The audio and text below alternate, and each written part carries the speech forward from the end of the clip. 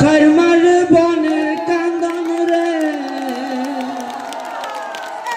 ঘরের পরিবারের কান্দন কয়েকদিন পরে থাকে না।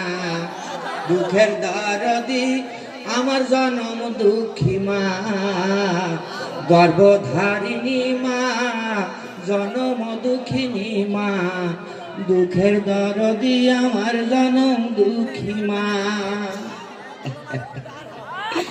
মা জান নেই সে বলবে। একটা কথা আমি বলি,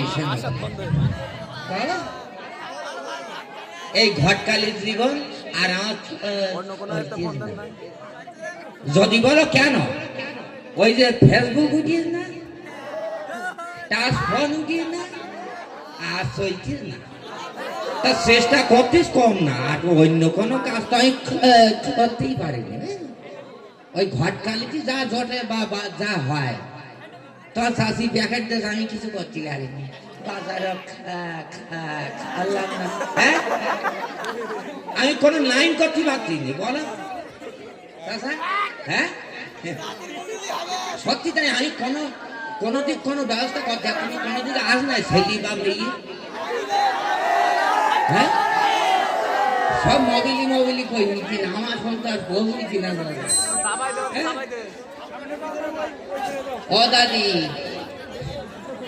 দাদি তোমার কাছে গাছ নাই? আছে আছে। ওরে বাবা রে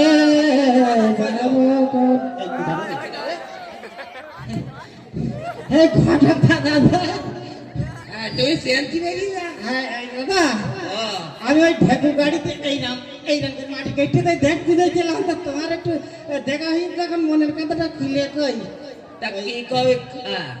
বলছি শীতকাল তো, আর আমার বিরাট ইচ্ছা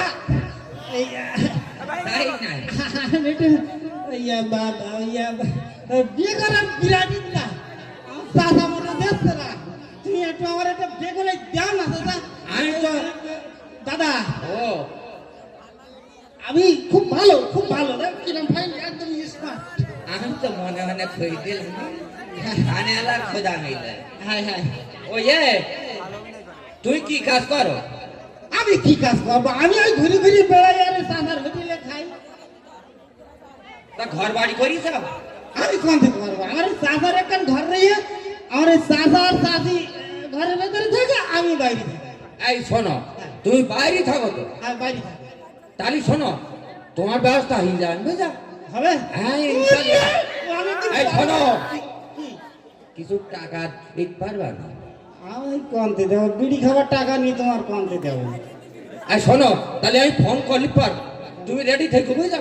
কি যদি যোগাযোগ করতে পারি, তুই ফোন করলি পর বেরিয়ে আসবা। বলো তুই যোগাযোগ করতে পারলি? তাই লাইভ চালু করে দাও।